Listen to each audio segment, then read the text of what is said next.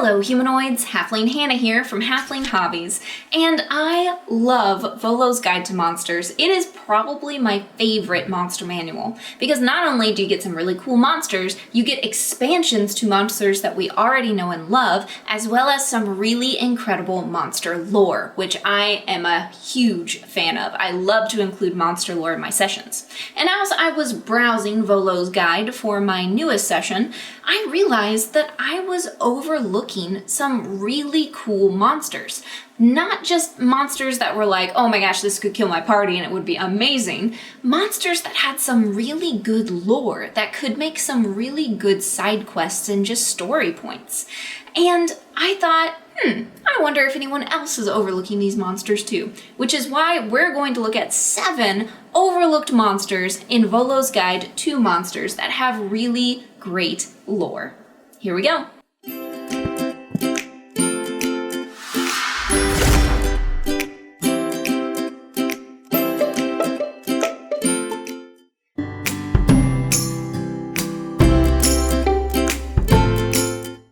Alright guys, before we get started with my top 7 overlooked monsters, I would love to know, what do you think are some overlooked monsters in Dungeons & Dragons that DMs should really be using more? Leave that down in the comments below so we can start giving them the attention that they deserve. So, number 1 on my list is Alihuns. So an Alihun is a mind flayer that has abandoned the Elder Brain in search of magic. Now, magic is strictly forbidden for mind flayer communities aside from psionics, but that doesn't stop some from being drawn to it. These mind flayers must either leave their communities or die. However, this is extremely painful for a mind flayer, as they know when they die, they cannot join the Elder Brain, and so death means oblivion, meaning that lichdom is particularly enticing for mind flayers. However, lichdom is difficult to obtain, so 9 original mind flayer arcanists came up with a workaround, something that they could do together that no one of them could do on their own. And that was to create a mind-trapping gem. This mind-trapping gem would trap the souls of sacrificed victims and grant the Alihuns unlife equal to the amount of life sacrificed, meaning a 200-year-old elf was far more valuable than a 35-year-old human. The only problem with this is that this life is conditional. When the years that have been sacrificed wear out, the Alihun would die, which means they have to continually make sacrifices to their mind-trapping gem. And when they do finally die, their own soul goes into the gem as a part of this collective of souls that is there, almost like a mini Elder Brain in a way. I think this is super cool lore and would make an amazing side quest, because could you imagine like a community that every 100 years or so, their elders get kidnapped and they're just gone. Or an elf community that is looking for its oldest member that has suddenly gone missing. And it turns out that it's a community of Alihuns that want to sacrifice that person to gain a lot of unlife. I think it's just really cool lore, and I used mind flayers. Like, I know mind flayers get used a lot, but Alihuns in specifically, I think, have been overlooked. Next up, we have Boggles. Boggles are ugly little tricksters. So they're born actually out of loneliness. Anywhere there are deep feelings of abandonment and loneliness, a boggle might be summoned, such as an orphan child or a widow, or maybe even a hermit in a cave. Anywhere where there's real loneliness, a boggle has the potential to show up and cause mischief. They love to pull pranks, mostly harmless. They could unintentionally cause harm, but that usually isn't the intent. They just want to pull some pranks. So it's Boggles that kind of created that story of the boogeyman, the monster under your bed or in your closet.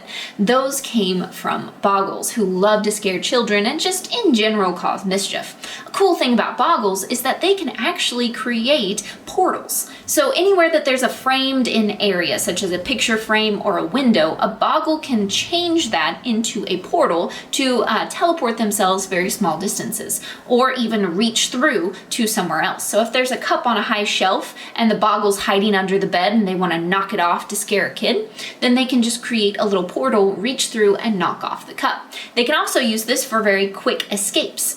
I really like Boggles for low-level parties because they make a fun side quest where you have to try and catch the Boggle. Because the Boggle will not fight, it will always run away. So it kind of becomes this build-a-better mousetrap where you're trying to trap it and lure it out. Boggles also can make willing but pesky servants. So sometimes warlocks will have Boggle servants. Hags really like to keep Boggles around because they cause mischief and they enjoy that. And sometimes even very charismatic individuals can convince a Boggle to become their servant. Very useful as they can teleport around and be very sneaky. However, a bored Boggle is a bad Boggle. And if a Boggle gets bored, they are going to entertain themselves in one way or another, and mischief almost always ensues afterwards. So beware if you're looking to have a servant Boggle. Number 3 is the Deep Scion. This is very interesting, and it's not necessarily super deep lore, but it is interesting lore. So a sailor falls off a ship in the middle of a storm, and they're sinking down beneath the waves, and they hear a voice calling out to them, offering them a deal. The deal is surrender yourself, mind, body, and soul, or drown. It's not exactly a fair deal, but hey, beggars can't be choosers. If they accept this deal, then they go through a very painful and awful process that will turn them into a Deep Scion, a shapeshifter. Not only can they now go about on land in their normal human appearance, they can shapeshift into deep sea creatures that can swim and breathe underwater. Except now they are completely devoid of all emotions and all memories of who they were before. These make the perfect spies for ancient creatures, krakens, things of that nature that live far beneath the ocean. If they want to meddle in affairs of state, or they want to know what's going on land, they can use these Deep Scions to spy for them. Now, we all, DMs, we like spies, okay? We do. Like, let's be honest here. Our NPCs, they're always spies. But a lot of times we end up using doppelgangers because they are a very easy shapeshifter to use as a spy. However, Scions can be just as shapeshifty. As they have no true emotions of their own, they can take on any emotion that they want. They can be a new best friend, an irresistible lover, a council member, or an advisor. They can be any of these things that fit the bill to take care of their master's will. So the next time you're looking to maybe bring a little element of the sea to your players and they refuse to go to the ocean, but you want to lure them there somehow, a Deep Scion spy might be the perfect way to do it. Next up, we have the Frost Giant, Everlasting One. Now, giants are a staple in D&D, and especially frost giants. They're just pretty iconic. However, this subsection of it I think is kind of overlooked. So a Frost Giant Everlasting One comes about when a Frost Giant betrays their god. Valpric is the god of strength and hunger, often worshipped by ogres and trolls. Not exactly a giant's best friend. However, Valpric loves to tempt frost giants with these visions of strength and grandeur, often followed by nightmares of cannibalism. If the giant does not report these to the priest, but instead begins to relish these dreams, then Valpric might invite them on a secret quest. In the secret quest, they will meet with a troll, and the troll will offer their body for the giant to consume. If the giant consumes the troll, bones and all, they gain tremendous strength and the troll's regenerative powers. With these boons, it's very easy for them to take over their own clan and maybe even hold off rivals for decades. However, if they don't give enough honor to Valpric, their wounds will start healing in strange ways. At first, they may just not heal quite right. They may be warty or have horns that start to develop on them. However, the longer this goes, the more awful they become, perhaps even sprouting extra heads or limbs or fingers in strange places. Then it becomes obvious that the giant is a worshipper of Valpric, and they are either killed or shunned from the society. Often everlasting ones can create their own societies in which they have their own children to pass on the blessing of Valpric. These are really interesting because if your players are higher level, even giants aren't that much of a threat. Throwing in an everlasting one with their regenerative abilities and extra strength makes this a truly difficult encounter, even for really high level players, but also the lore behind it is really interesting. If you happen to be able to befriend a frost giant and they confide that their past leader is an everlasting one and they couldn't actually kill them, and that could make a really cool higher level side quest as well. Next up, we have one of my favorites, which is Grungs. Grungs are these little frog humanoids that create these cities in jungled trees. And there's like a little cult following around Grungs, I think, but I don't think we really invest in the lore the way that we should. And we as DMs overlook them a lot because our players aren't in jungles very often, but if they are, these are great because Grungs are very prideful and they're more likely to capture your players and try to enslave them than they are to kill them, which can create some really interesting roleplay opportunities in your sessions. So Grungs, what they do is they have a caste system based on the color. So green is the bottom, they're warriors and hunters, and they have paralysis poison that they secrete from their skin, just like little poison dart frogs. Blue are the artisans, and their poison makes people loud, which I thought was really interesting. At the end and beginning of their turns, they have to yell if they are affected by this poison, which makes hiding obsolete.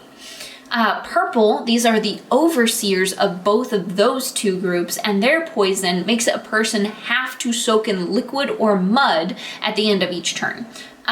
This is like another one of those mind things. The middle caste, you have red. These are going to be your mages and your scholars, and they are very well respected. And they secrete a hunger poison. It makes the player, for their action, they have to eat whatever food is around them.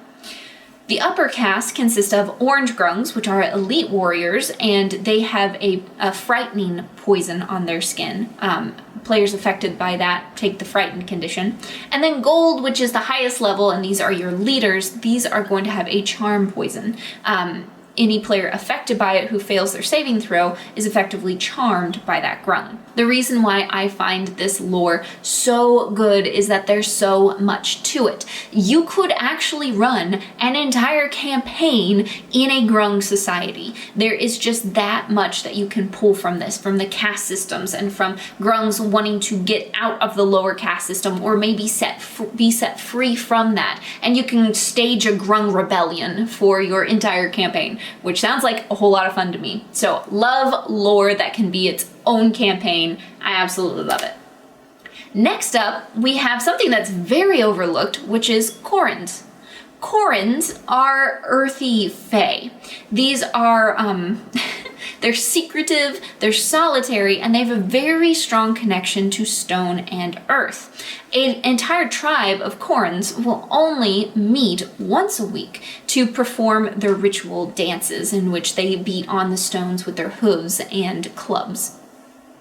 What's interesting about these is that they are very highly sought after by adventurers and miners because they can literally smell veins of precious metals and gems. They can feel where cavern systems are, and like they can feel the earth as a living thing that moves and changes. Another really interesting thing about them is that their hair is magical. They grow hair all over their bodies, but only the hair on their head is magical. When it is cut by something, the hair becomes whatever material was used to cut it. They will actually cut their own hair with iron shears and then weave it together to create iron rope. because the hair retains its flexibility, but it becomes the material that was used to cut it. These are really interesting little creatures, and having one befriend the party who's maybe lost in a cave system would be really, really cool for your campaign, or having a really high reward. Say the king of the dwarves will give this incredibly high reward to anyone who can bring him a living Corins. That would be really, really cool. I love the lore on these. Anything fae like that is always super fun. And then the last one, which is my favorite, Woodwads. I am absolutely fascinated with Woodwads. And first of all, they're kind of adorable, and I really like the artwork on them. Second of all, they are born from sacrifice. So unlike a lot of other dark rituals, although this is considered a dark ritual because it does require human sacrifice, Woodwads are created from self-sacrifice. It requires a willing victim. And the creation of Woodwads is actually a very ancient and primeval, kind of a secretive ritual that only old, dark druid circles remember, and really savage societies. So what you have to do is you have to have a willing victim who offers themselves up. You cut out the heart of that victim while they're alive and plant a seed in it. You then take that heart and put it into a hole in a tree and water the tree with the victim's blood. Soon after, a sprout will come up at the bottom of the tree, which will quickly grow into a humanoid woodwad. This woodwad obeys its master's commands. Whoever it is that it chose to be its master in life, it will obey their commands ceaselessly and without emotion. It does not care what it has to do. It does whatever its master tells it to, because it has a hole where its heart would be, just like the victim that's in the ground, which I find both sad and creepy. So Woodwads actually can survive as long as they have earth, air, and water. They have these three things, they can survive indefinitely, meaning a lot of Woodwads actually outlive their original purpose. They sacrifice their life to be eternal guardians. However, there are very few things that are actually eternal. Perhaps the area that they chose to guard is losing its magic force and no longer needs to be guarded. Or the person that they were set to guard dies and they no longer have a purpose. Then these Woodwads will set out to find a new purpose. Perhaps it's a new area that they feel like needs protected, or a new person that needs protected, or some force of good that is protecting and loving nature. I very much enjoy giving Woodwads to high-level druids. So if a druid in my party gets to a certain level, every time they walk through the woods, I roll a d100 to see if a Woodwad begins following them and decides, this is my master now. I love everything about Woodwads. I love the story behind them, the lore. It's absolutely incredible and can be so useful in campaigns. So tell me, which one of these was your favorite? Which one of these were you overlooking that now you're like, I think I might use that in my campaign? And of course, I hope that this gives your game advantage. Halfling Hannah here, signing out.